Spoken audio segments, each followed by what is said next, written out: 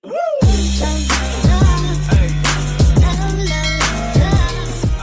арьс арчилгааны бүтээгдэхүүнүүд бол арьс цэвэрлэгээний бүтээгдэхүүнүүдэд харьцуулахад жаахан complicated. Гэхдээ ерөнхий бид нар 5 дараалал мэдэж байгаа тохиолдолд арьс арчилах нь бас тиймч хэцүү биш юм.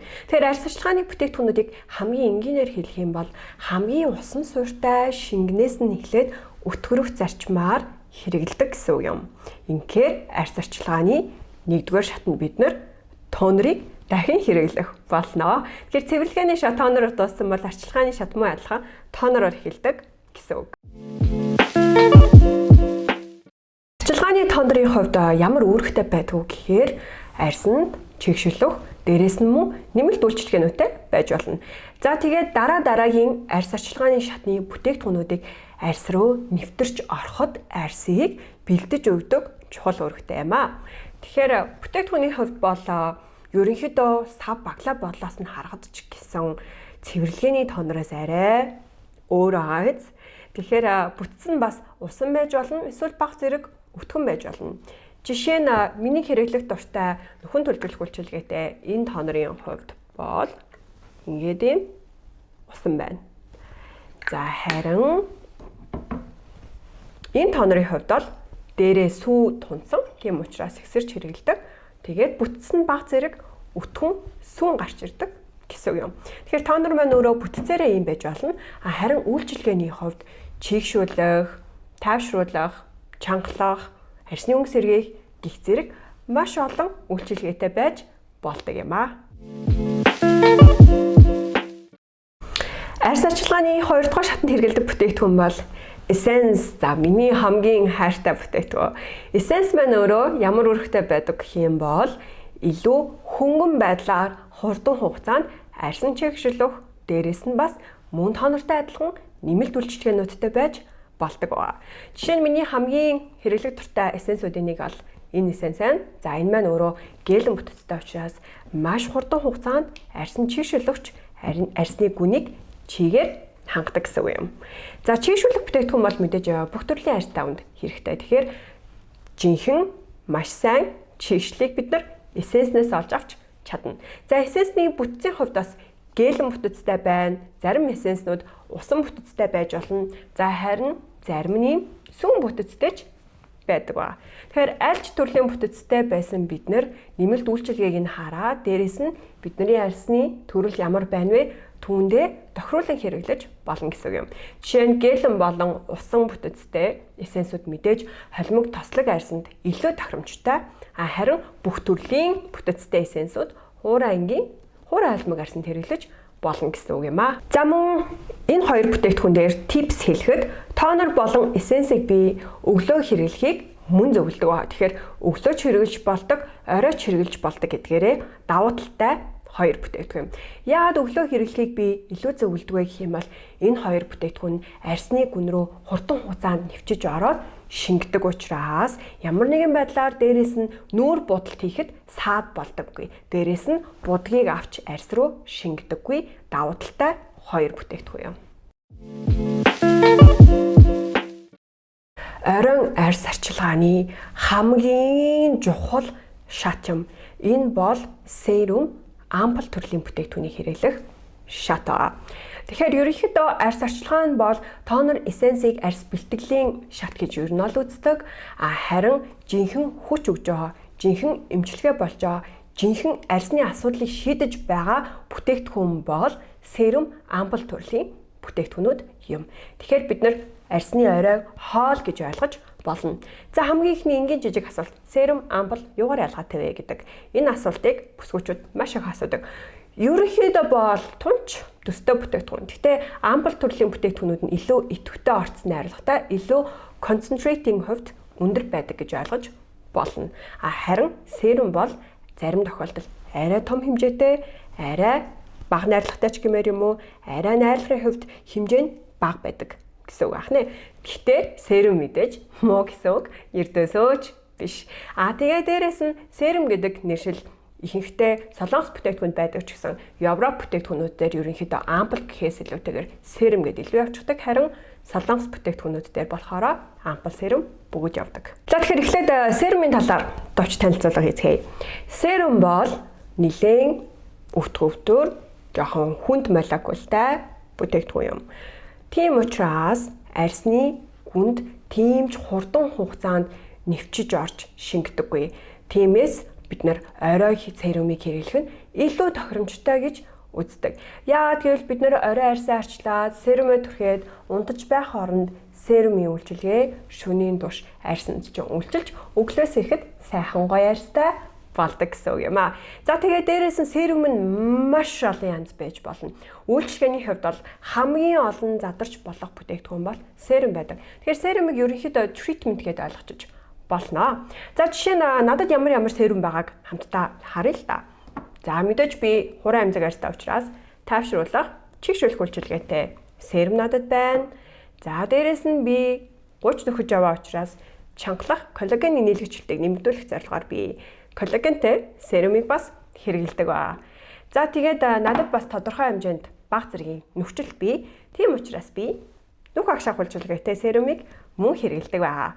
За тэгээд хуран арьстай учраас чигшүүлэх серум бол миний хамгийн чухал бүтээгдэхүүн. Тийм учраас чигшүүлэх серумыг би тогтмол хэрэглэдэг. За харин би зарим тохиолдолд арьсны өнгөө илүү гой жигд болгохын тулд пилийн серум хэрэглэдэг. Тэгэхээр түрүүн цэвэрлэгийн дараа ярьсан chemical пилийн бүтээгдэхүүн маань бас серум хэлбэрээр байж болно гэсэн үг юм.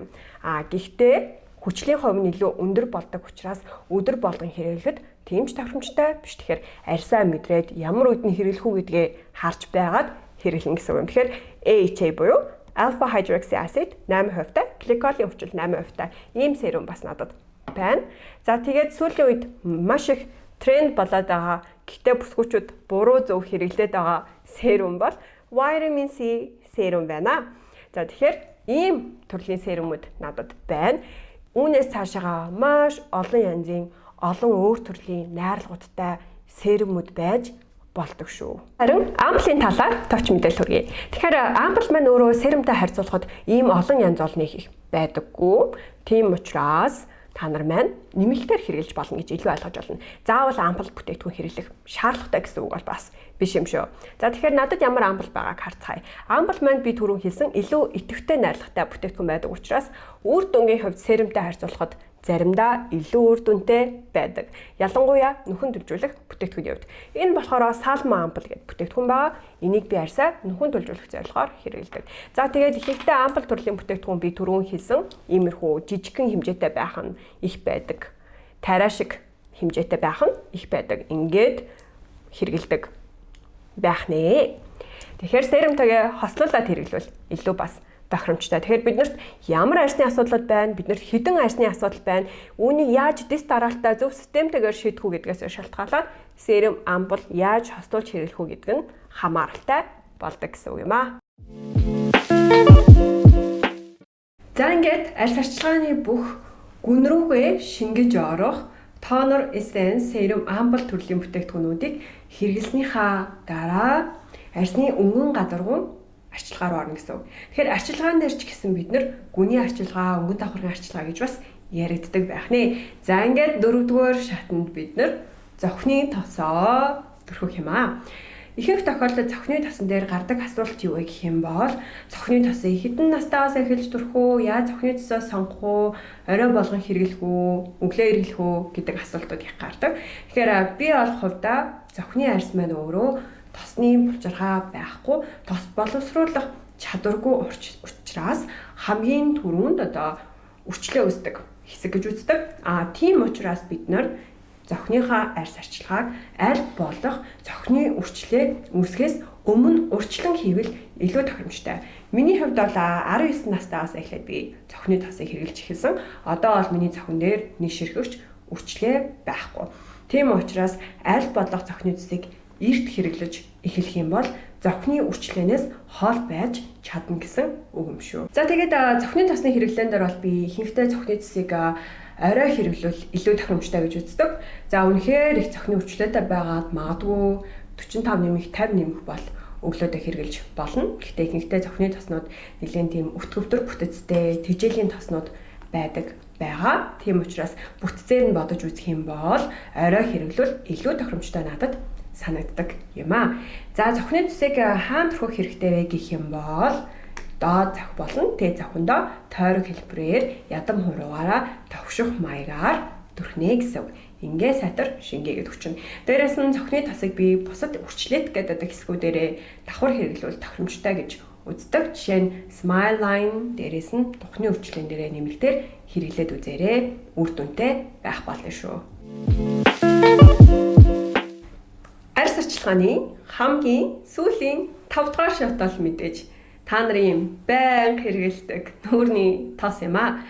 За тэгвэл нүүрний тоснаас гадна бас тос болон түүнтэй ижил төстэй бүтээгдэхүүнүүдийг 5 дугаар шатнд оролцуулдаг. Яагаад гэвэл арьс арчилгааны шат маань бол бүтээгдэхүүний хувьд цэвэрлэгээтэй харьцуулахад маш олон төрлийн байж болдог байгаа. Ерөнхийд нь би 5 хуваагаар та нарт тайлбарлаад байгаа бас биш. Өөр бас нэмэлт бүтээгдэхүүнүүд байж болно. Жишээ нь маск гэх жишээний. Тийм учраас 5 дугаар шатанд бас адилхан тос болон түүнтэй ижил төстэй бүтээгдэхүүнүүдийг оролцуулдаг. Энэ юунаас хамаарат байна гэвэл мэршлээсээ мөн бүтцээс нь хамааруулдаг байна. За төстэй бүтээгдэхүүн гэх юм бол та нарын маш сайн мэдэх лошн хэлбэрийн бүтээгдэхүүнүүд байж болно. За лошн хэлбэрийн бүтээгдэхүүнүүд нь илүү шинхэн, усан суурьтай байдаг юм. Тийм учраас арьсанд чигшүүлэх ерөнхий үйлчилгээтэй байдаг. За дээрэс нь лошн төрлийн бүтээгдэхүүнүүдийг өглөөний арьс арчилгаанд хэрэглээд илүү тохиромжтой ба холимог тослог арьсанд зуны цагт хэрэглүүл бас болдог байгаа шүү. Дараагийн нэг сонирхолтой бүтээгдэхүүн бол Солонгос брэндүүдэд маш их байдаг Emotion төрлийн бүтээгдэхүүн юм. Emotion төрлийн бүтээгдэхүүн нь ерөнхийдөө лошн төрлийн бүтээгдэхүүнтэй ижил төстэй гэж ойлгож болно. Эдгээр бүтээгдэхүүнүүдийг тосны өмнө хэрэглээд артаас нь тос төрхөж болдог ба нэг бол дангаар нь хэрэглэсэн ч болно. Emotion төрлийн бүтээгдэхүүн нь мөн адилхан усан суурьтай ба хурдан шингэцтэй. Тэгээд ямар нэгэн байдлаар арьсанд үлдэхгүй, наалдамхай мэдрэмж төрүүлэхгүй хурдан шингэдэг байх нэ. За энэ хоёр төрлийн бүтээгдэхүүнүүд нь тостой, ижил төстэй бүтээгдэхүүнүүд юм. За одоо харин хамгийн гол нүүрнийхээ тос руу орцгоё. Нүүрний тосны хувьд яг адилхан усан суурьтайгаас эхлээд тосон суурьтай хүртлээр янз бүрийн бүтэцтэй байж болно. За мөн үйлчилгээний хувьд те чангалах юм уу, өрөвслийн эсрэг юм уу, тайвшруулах юм уу, чийгшүүлэх юм уу, цайруулах юм уу, нөхөн төлжүүлэх юм уу гэх зэрэг маш олон үйлчилгээтэй байж болно. Мэдээж тэр үйлчилгээнүүд юунаас хамаарат байна гэх юм бол найрлагаас хамаарч байгаа л гэсэн. За тэгэхээр надад ямар тоснууд байгааг харцгаая. Дээрээс нь тос болгон дээрээ би бүтцийн тайлбарлаад явъя. Хамгийн эхлээд надад усан суурьтай тайвшруулах мөн нөхөн төлжүүлэх үйлчилгээтэй тос байна. Усан суурьтай тоснууд нь мэдээж холимог тослог арьсанд илүү тохиромжтой байдаг ба зуны цагт хуурай, энгийн холимог арьсанд хэрэглэхэд мөн тохиромжтой байдаг. Ерөнхийдөө бид нар арьс арчилгааг хийхдээ улирлын чанартаагаар хийж болдог байгаа. Зуны цагт хэрэглэж байгаа бүтээгдэхүүнүүдээ илүү хөнгөрүүлэх, харин өвлийн цагт илүү өтгөрүүлэх маягаар хэрэглэж болно. Энэ бол миний хэрэглэх дуртай тоснуудын нэг байгаа. Яагаад гэвэл би эмзэг хуурай арьстай учраас надад тайвшруулах, нөхөн төлжүүлэх тос хэрэгтэй байдаг гэсэн байна. Мөн энэ тос маань маш хөнгөн усан суурьтай байгаа. За хэрвээ сэрх нөсөө толб ихтэй дээрэс нь арчин нэг л өнгөө алдаад өнгөгүй харагдаад байвал витамин C-ийн агуулмжтай тосыг бас хэрэглэж болох юм. За витамин C агуулсан тос нь бүтцийн хувьд янз бүр байж болдог. Ерөнхийдөө тосны үйлчилгээ гэх юм бол арьсны өнгөн гадаргуу дээр ямар үйлчилгээ хэрэгтэй байна, ямар үр дүн хэрэгтэй байна, түүнд нөлөөлж тэр үр дүнг гаргаж ирдэг гэсэн. Энэ тос болохоор мөн витамин C агуулсан, мөн витамин E-тэй учраас чөлөөт радикалаас арьсыг хамгаалж өгнө. Дээрээс нь цайруулах үйлчилгээтэй тос юм бас усан суурьтай. За бүтцийн хувьд бас их сонирхолтой бүтэцтэй бүтээгдэхүүнүүд бас байна. Тосны хувьд болохоор мат хэлбэрийн бүтэцтэй тос гэж бас байдаг ба. Энэ нь өөрөө ямар нэгэн байдлаар арьсны өнгөн гадаргуу дээр маш хурдан хугацаанд нэвчиж ороод гадаргуу илүү тийм маттай болгочдөг. Энэ төрлийн бүтэцтэй бүтээгдэхүүнүүд нь мэдээж тослог холимог арьсанд илүү тохиромжтой. Харин хуурай энгийн арьсанд ямар тоснууд илүү тохиромжтой гэх юм бол тосны агуулмж арай илүү өндөртэй, тижээлийн өтгөвдөр тоснууд илүү тохиромжтой. Надад ч бас тийм тос байгаа. Миний хэрэглэх дуртай чангалах үйлчилгээтэй суларсан арьсыг өргөж чангалдаг Believe-ийн тос маань яг ийм өвтгөн бүтэцтэй гэсэн үг. Ихэнх тохиолдолд хөгшөлтийн эсрэг чангалах үйлчилгээтэй бүтээгдэхүүнүүд ялангуяа тос баг зэрэг өтгөвдөр бүтэцтэй байх нь их байдаг гэсэн үг. За тэгэхээр тосны хувьд янз бүрийн үйлчилгээтэй байж болдог байх нь байна. Дээрээс нь янз бүрийн бүтэцтэй байж болдог гэсэн. Тэгэхээр бидний арьсанд ямар асуудал тулгараад байна? Дээрээс нь бид нар ямар арьстай вэ? Ямар төрлийн арьстай вэ гэдгээс хамаарат ямар бүтэцтэй, ямар үйлчилгээтэй тос хэрэглэх вэ гэдг нь шууд хамааралтай байдаг шүү. За ингээд та нарт арьс арчилгааны 5 шатыг танилцуулж дууслаа. Баг зэрэг complicated байсан байж магадгүй. Гэтэ зүгээр те. Яагаад гэвэл дараагийн бичлэгүүд дээрээ би энэ талаар дэлгэрэнгүй яриад байх болно. Яагаад гэвэл арьс арчилгааны талаар ярих юм хизээж дуусахгүй.